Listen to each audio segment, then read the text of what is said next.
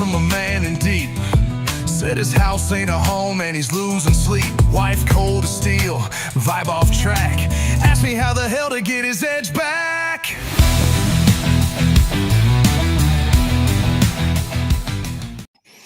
What's going on, guys? I have a pretty good sponsored live for you today. So my man emails in. He says, she texted me after a year and now my head is a mess. Paul, I really need your guidance on this one because my head is in a rough place. After my breakup, I did what you suggested on the podcast. I went no contact. I took 6 months to get my mind straight. No dating, no rebounds, no reaching out. I focused on myself and actually felt solid again. Once I hit that 6-month mark, I started dating. At first, I had high hopes, but honestly, it's been nothing like I expected. Yeah, man, like dating can be a grind for a lot of guys. There's a lot of guys out there who are in really terrible marriages. Maybe they're in dead bedroom situations and they're like, you know what, I'm just going to dump her. I'm just going to dump her or I'm going to cheat on her or whatever they're going to do. And just so they get on the apps or whatever, and they find out that it's not shooting fish in a barrel.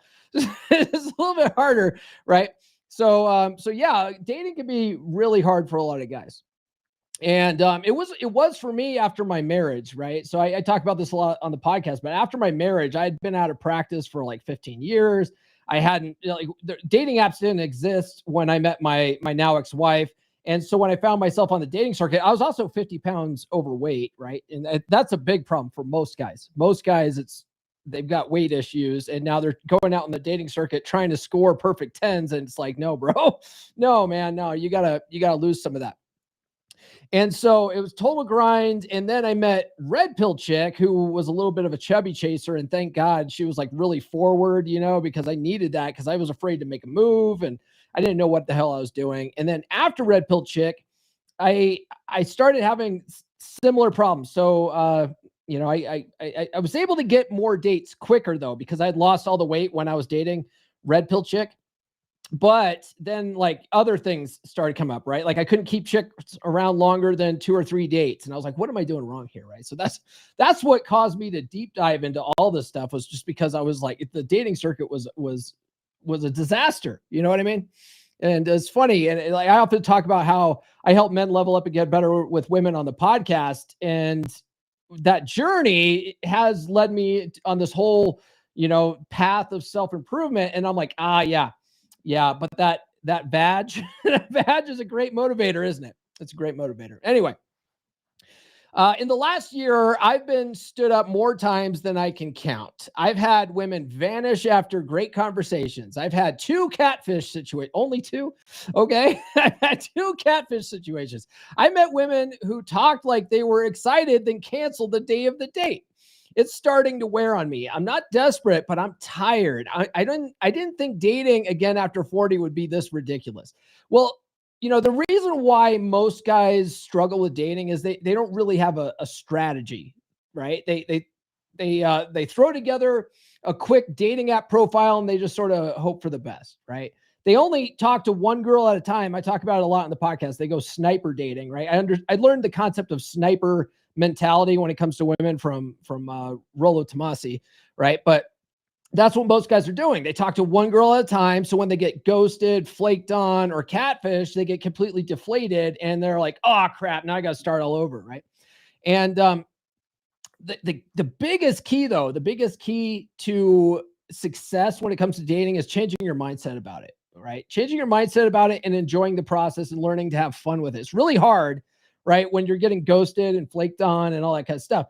But when you start spinning plates and you date multiple women and you learn to just treat it like a science experiment, you're not trying to make anything happen. And you're just like, okay, I'm going to test what I'm learning in these books and see what works and what doesn't. That's it. That's all I'm doing. Right. And when you start doing that and you let go of attachment to outcome, if you sleep with her, awesome. If you don't, awesome. If you end up in a relationship with a chick, awesome. If you don't, even better. You know what I mean? Like you just let go of all attachment. It's a much better, enjoyable experience. Okay. It's hard for guys to get there, right? Because a lot of guys are like, I can't be alone. I got to go out in the dating circuit so I can get into a relationship. And they're just immediately trying to lock down every girl they see. I was just chatting with a guy on TikTok, and he was saying how after his divorce, he met a girl within a month And immediately she became his fiance and they got married. I'm like, you just couldn't not be married? Like, what is your problem, dude? Like, there's so many guys that just can't do that. They have to be in a relationship. They have to be, they have to be married. It's like, dude, no, you don't. No, you don't. Okay. Stop trying to rush this crap, because you rushing it is why you end up in relationships that you should have never been in to begin with. Anyway, he goes, then last week, out of nowhere, my ex texted me after a full year of silence. All she said was, hey, been thinking about you. And I haven't responded, but it hit me harder than I expected. Yeah, I actually had this experience with Red Pill Chick, right? It was about 4 months after I realized I wasn't quite as over her as I thought I was. Okay, because I've talked about it on the podcast before, but the year later, the full anniversary to our breakup date, I had a moment of weakness. And I hadn't looked at her stuff in a long time. In fact, I had blocked her and stuff like that. Like all the stuff I talk about and forget that bitch. We're not at 8-minute mark, guys. Send super chats. All the stuff I talk about, like I had done all that. I blocked her. I did all this stuff to try to get her out of my head. And then just out of nowhere, it happened to be the anniversary. And I was like, I wonder what she's up to, like a dumbass. And then I unblocked her on Facebook and went and looked at her profile. And she normally keeps all of her profile stuff completely locked down, so no one's seeing what her personal stuff is like. She's really good about that. But she happened to, on that day, make a bunch of stuff with her new boyfriend public. And it was this dude that she worked with.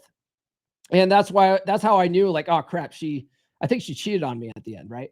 That was like and I couldn't sleep that night, right? I just was like, oh my God, like what the hell? Like, and my mind wouldn't shut the hell up and I couldn't sleep that night. It was awful.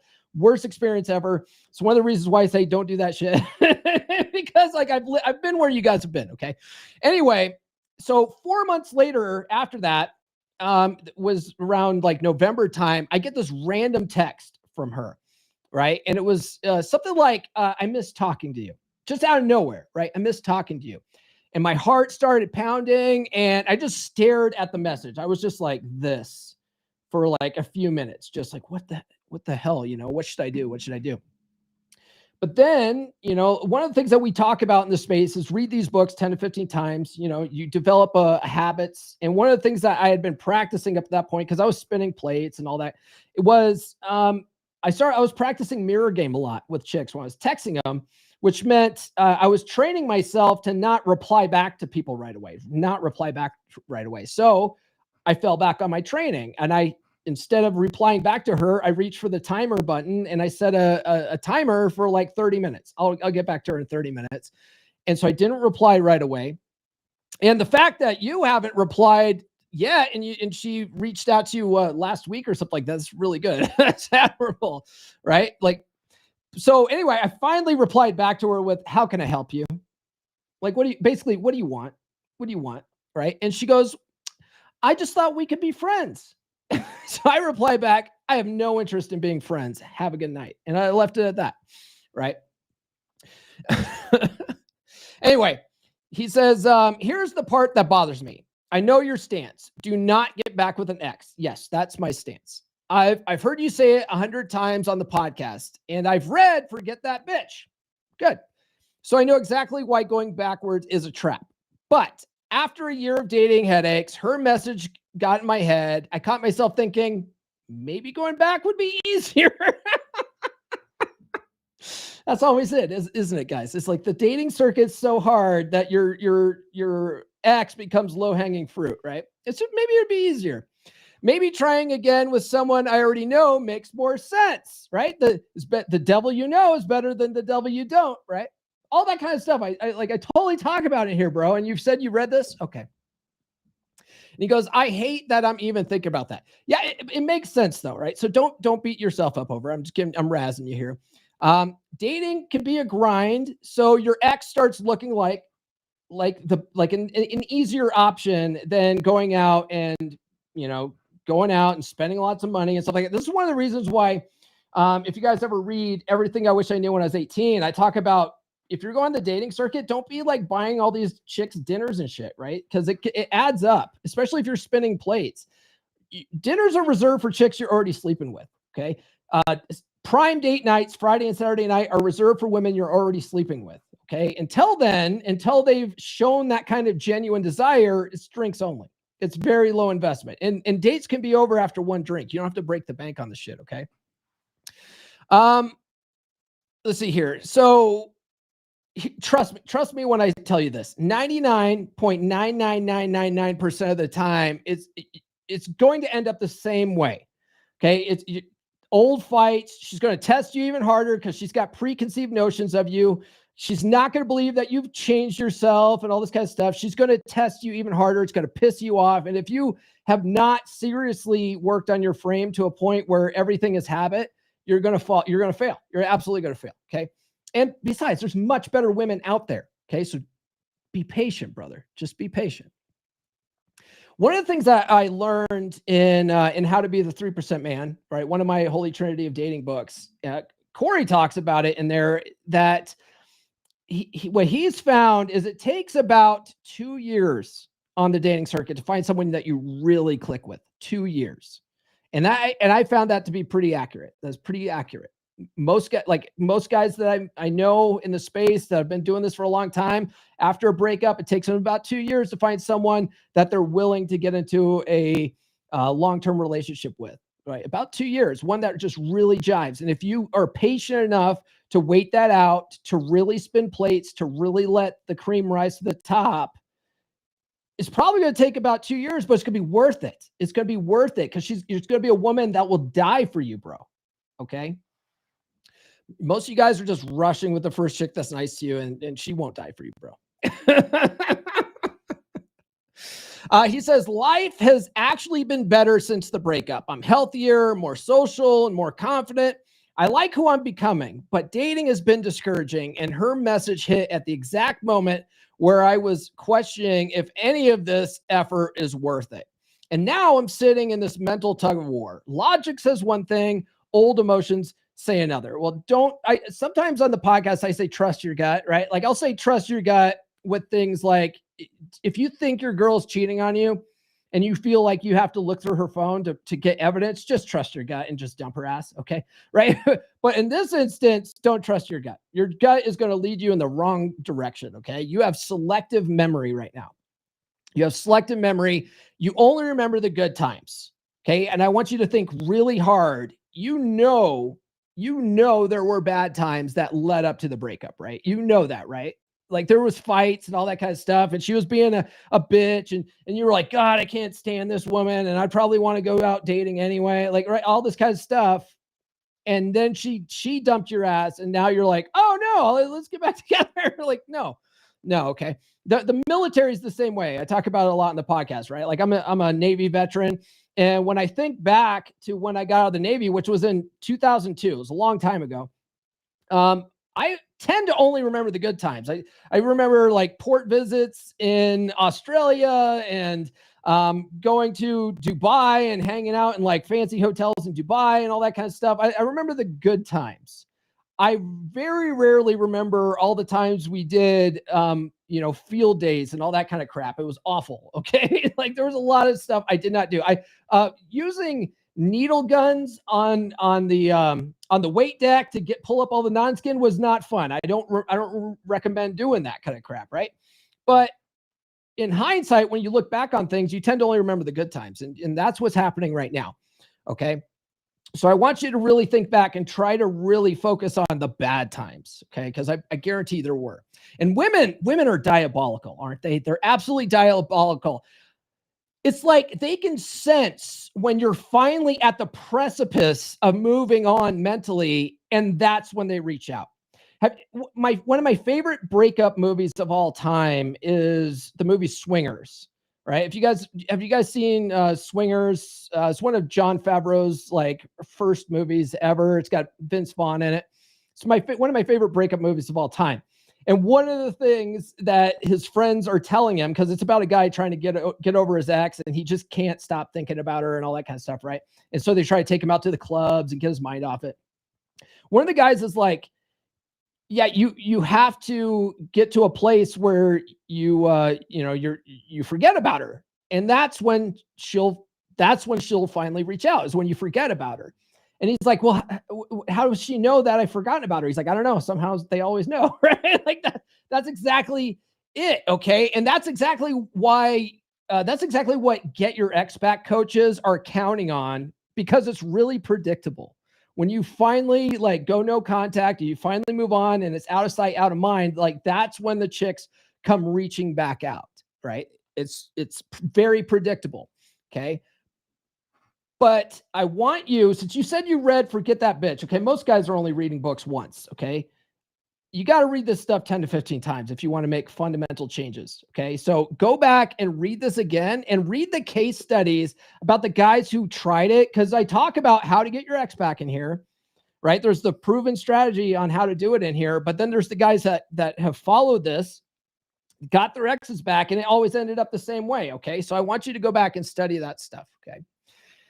He says, so here's what I need to know. One, should I respond to her at all? Or is the fact that dating has been rough clouding my judgment? You can reply if you want. Like I replied back to Red Pill Chick, but just keep your head about you, okay?